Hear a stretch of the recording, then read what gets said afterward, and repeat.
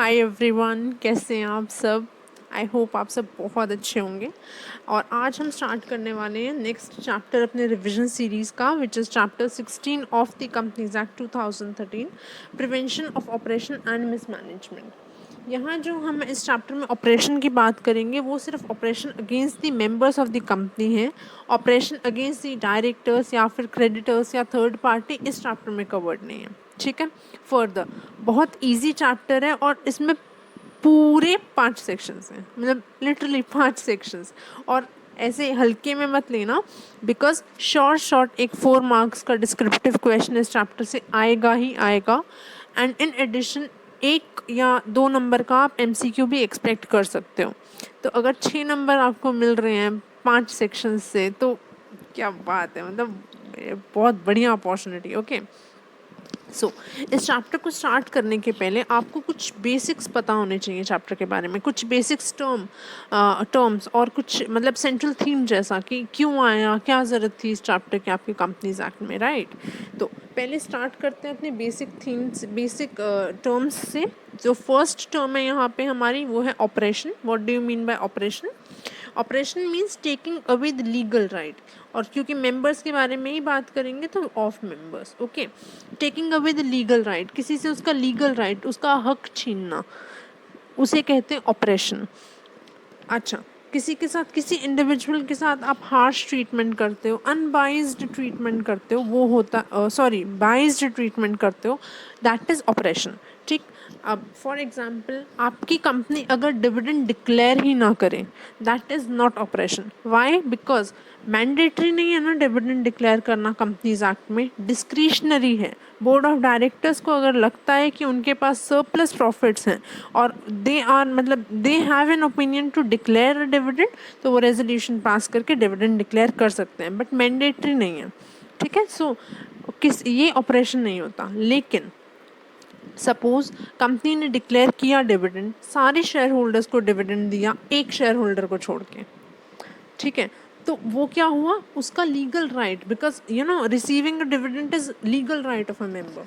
तो उस मेंबर के साथ कंपनी ने ज्यादती करी। Okay. So that is operation.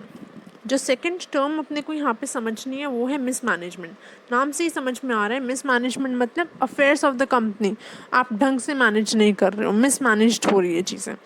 तो ये होती क्या है, अगर affairs of the company are being conducted in a manner which is prejudicial. Prejudicial means what? Against the public interest, interest of company or interest of members. या फिर any material change has taken place in the control and management of the company and it is likely that affairs will be conducted in a manner which is prejudicial to the public interest, interest of company or interest of members. मतलब समझ में आ रहा है ना, आप कुछ ऐसा कर रहे हो जो कि या तो पब्लिक के इंटरेस्ट में नहीं है, पब्लिक एट लार्ज के, या तो फिर कंपनी के इंटरेस्ट में नहीं है या मेंबर्स के इंटरेस्ट में। इस वजह से आपके जो अफेयर्स है कंपनी के वो मिसमैनेज्ड है, they are not conducted in a wise manner.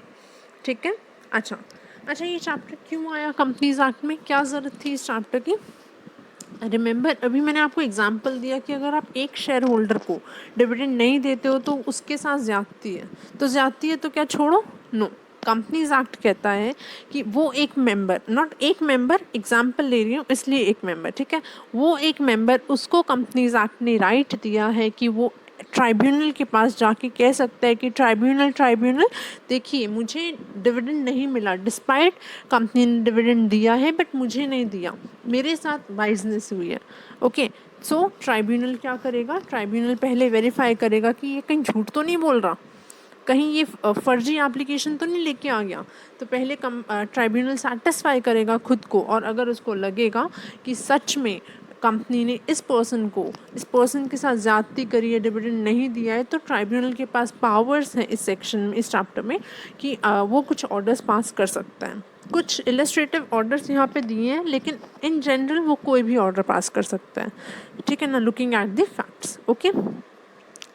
और उसके बाद अगर ट्राइब्यूनल के ऑर्डर की वजह से अगर किसी भी पर्सन का ऑफिस, लॉस ऑफ ऑफिस हो जाता है, तो उस पर्सन को कोई भी कॉम्पनसेशन नहीं मिलेगा। ठीक है। This is all about this chapter, ये सेंट्रल थीम था हमारा। सो विदाउट एनी डिले अपना प्रोविजन से स्टार्ट करते हैं।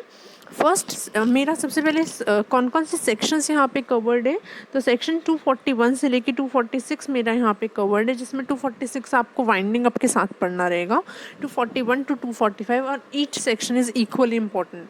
Okay, so starting with the first section, section 241, application to tribunal for relief in case of operation.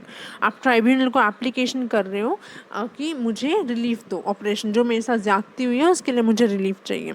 ठीक है, यहाँ पे ट्राइब्यूनल अपना NCLT होता है. ओके, तो आप ट्राइब्यूनल को बोल रहे हो कि आप कह रहे हो affairs of the company have been conducted in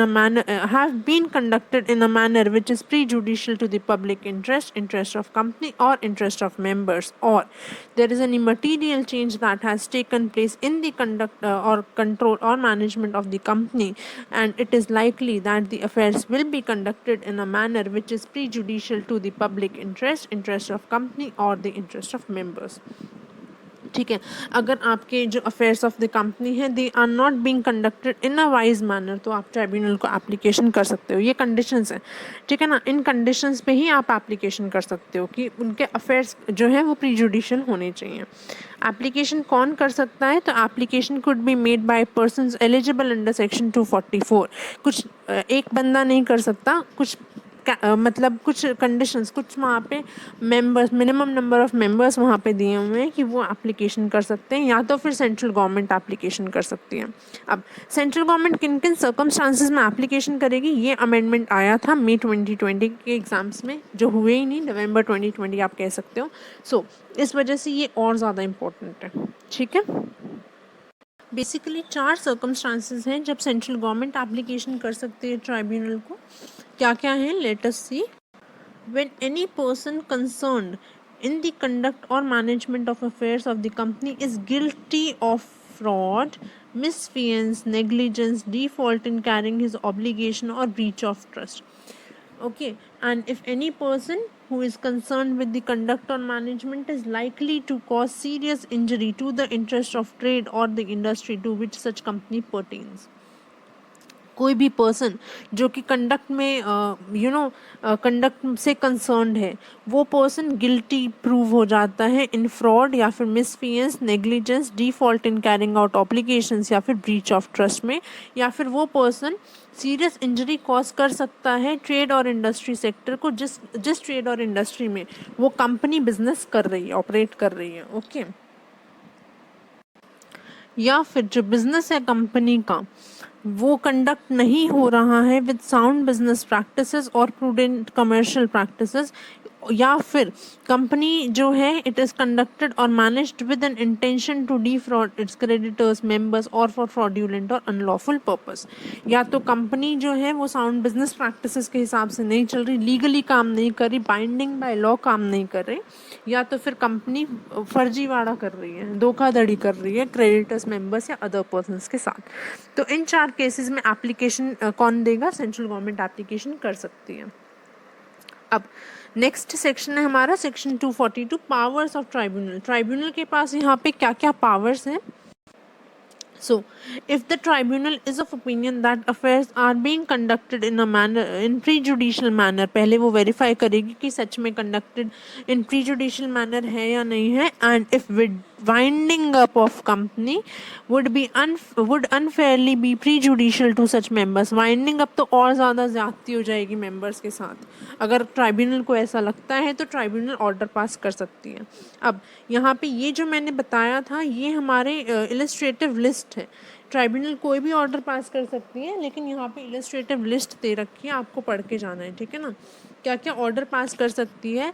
it can regulate the conduct of affairs of the company, then purchase of shares by other member, reduction of share capital, restriction on transfer और allotment of shares, then termination, setting aside, modification of any agreement between the company, managing director, MD और other director, and between the company और any other person.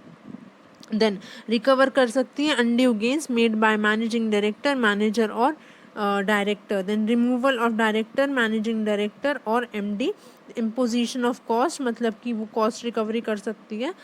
Then penalty वगैरह Levi कर सकती है। उसके बाद कोई भी अगर आपकी कंपनी ने पिछले 3 महीनों में कोई भी ऐसा ट्रांजैक्शन किया है जिसमें ट्रांसफ़र या डिलीवरी ऑफ प्रॉपर्टी इन्वॉल्व है तो उस ट्रांजैक्शन को रद्द कर सकती है, ठीक है ना। उसके बाद अपॉइंटमेंट ऑफ डायरेक्टर्स जो कि रिपोर्ट करेंगे ट्राइब्यूनल को या फिर कोई भी और डिसीजन ले सकती है as it may deem fit. Okay, जो भी कंपनी का ऑर्डर, जो भी ट्राइब्यूनल का ऑर्डर होगा वो कंपनी को आरओसी को फाइल करना है with in a period of 30 days. और ये ट्राइब्यूनल इंटरिम ऑर्डर भी पास कर सकती है अगर एप्लीकेशन कोई थर्ड पार्टी कर, वो कोई पार्टी टू प्रोसीडिंग अगर एप्लीकेशन करता है तो।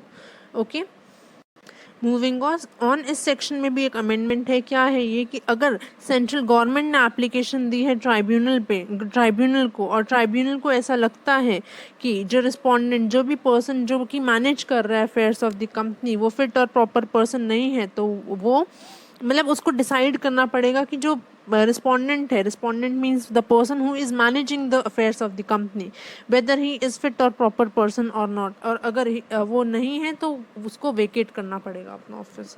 ओके, देन मूविंग अहेड, अगर कोई भी ऑल्ट्रेशन होता है इन दी एमओए और एओए, अगर कोई ऑल्ट्रेशन करती है ट्राइब्यूनल, सेंट्रल गवर्नमेंट या फिर कंपनी, तो रिवाइज्ड एमओए एओए आरओसी को फाइल होंगे with in a period of 30 days.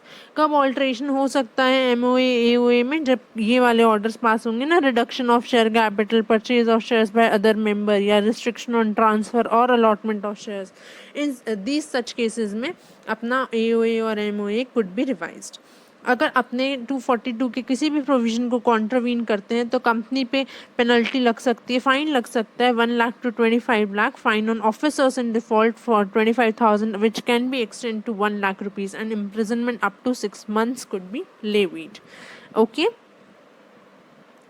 moving on to the next section, section 243, consequences of termination or modification of certain agreement। अगर tribunal कोई भी 242 के अंदर कोई भी अग्रीमेंट को टर्मिनेट करती है तो कोई भी कंपनी थर्ड कॉम्पनसेशन नहीं देगी for any loss of office due to cancellation of contract. और जो भी मैनेजिंग डायरेक्टर, मैनेजर या फिर डायरेक्टर होगा, he shall not be appointed for a period of 5 years in that company without prior approval of tribunal. Tribunal के पुराने approval के बिना वो पर्सन वापस 5 साल के लिए अपॉइंट नहीं किया जा सकता।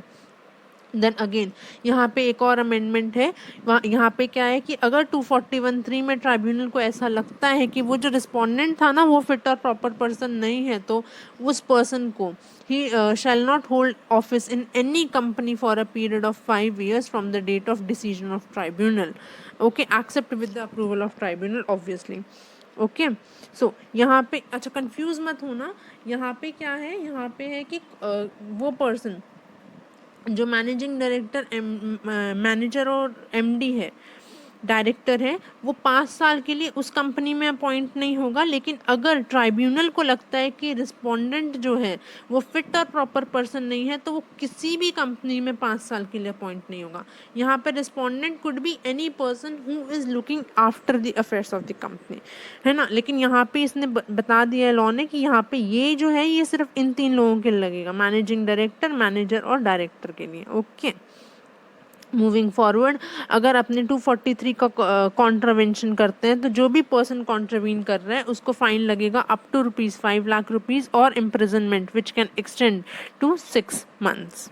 Okay, next we have section 244 right to apply. ये क्या है? ये है एक्चुअली यहाँ पे आपने देखा था ना कि who can apply to tribunal seeking relief against oppression, तो यहाँ पे था members eligible under section 244। Then who all members are eligible under section 244, let's look into that.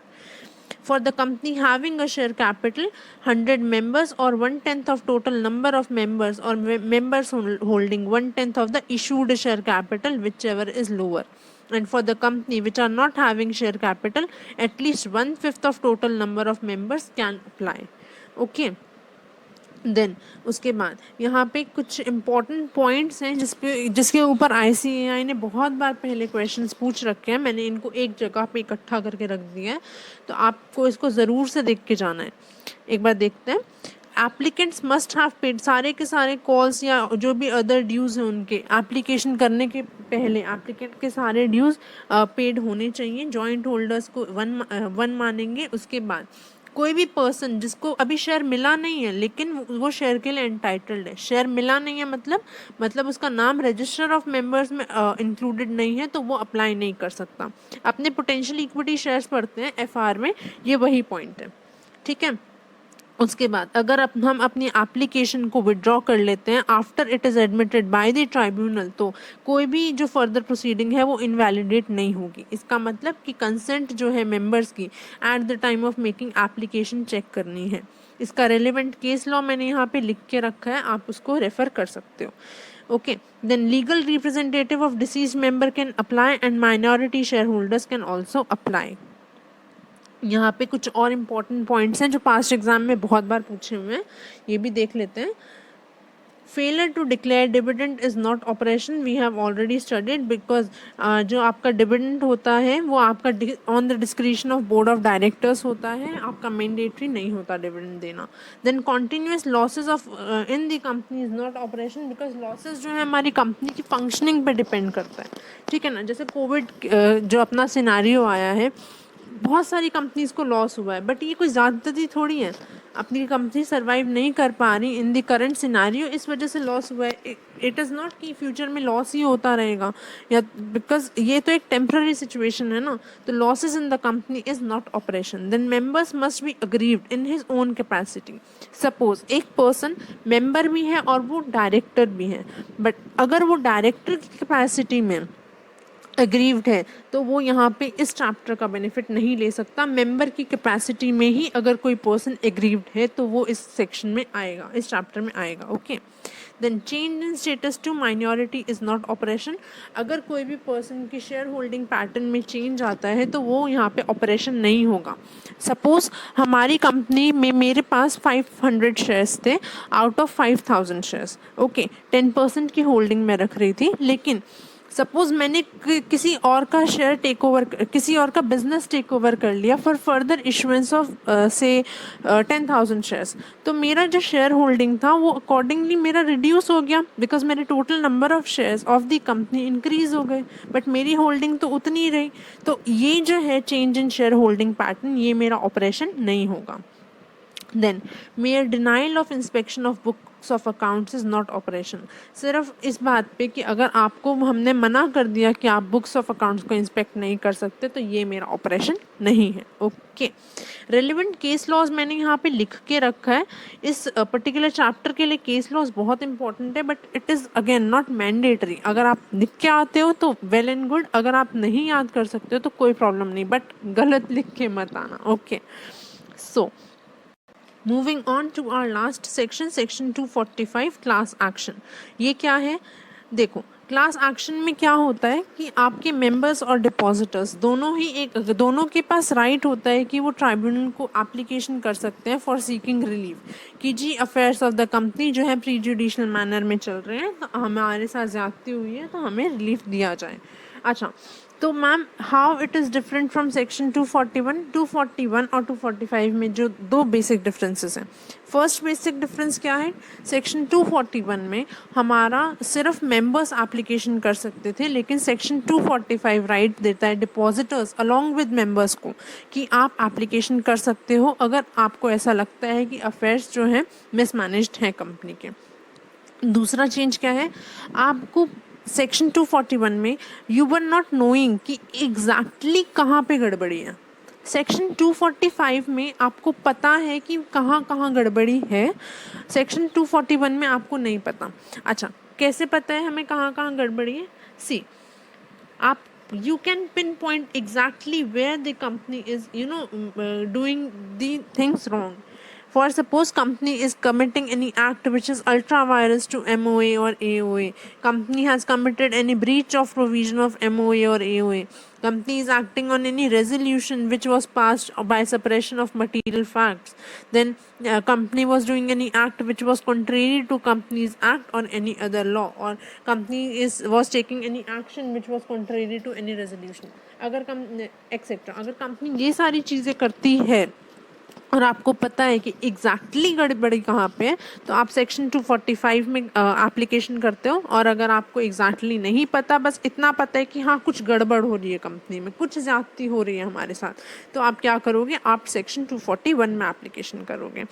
ठीक है, so let us start with the section 245 में it gives a right. Let us start. So यहाँ पे अपने क्या कर रहे हैं, members and depositors are eligible to make an application on the ground that management or conduct of affairs of the company are being conducted in a manner which is prejudicial to the interest of company members, depositors, or naturally to the public interest. Who can make an application? This is important because इसमें भी आपकी amendment है। मैंने सारी amendments को red colour से highlight किया है, ठीक है ना। सो who all are eligible to make an application, members को again bifurcate किया है to company having a share capital and company not having a share capital. Okay, so for the company not having a share capital, 1/5 of total number of members can apply. For the company having a share capital, इसके लिए again bifurcate है unlisted companies और listed companies में। For the unlisted company having a share capital, 5% of total number of members, 100 members or members holding at least 5% of the issued share capital, whichever is lower. And for the unlisted companies, 5% of total number of members, 100 members or members holding at least 2% of the issued share capital, whichever is lower. Okay, and for the class of depositors, 5% of total number of depositors, 100 depositors or 5% of outstanding depositors, whichever is lower. They shall make an application to the tribunal.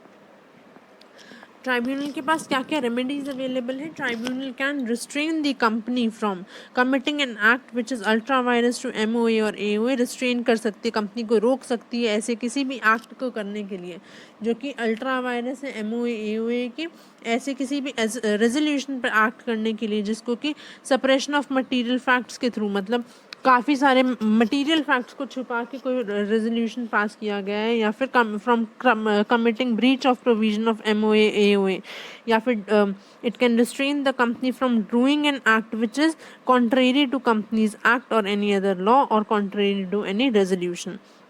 या फिर tribunal can declare a resolution altering MOA and AOA as void when such a resolution was passed by separation of material fact. या फिर ये tribunal क्या कर सकती है, tribunal gave a right to the members and depositors to claim damages from the company, directors, auditors or expert. Why auditors and experts? Because they have audited and said that the books of accounts shows a true and fair view, and expert why? Because their consent was included while issuing the auditor's report. Okay, moving on.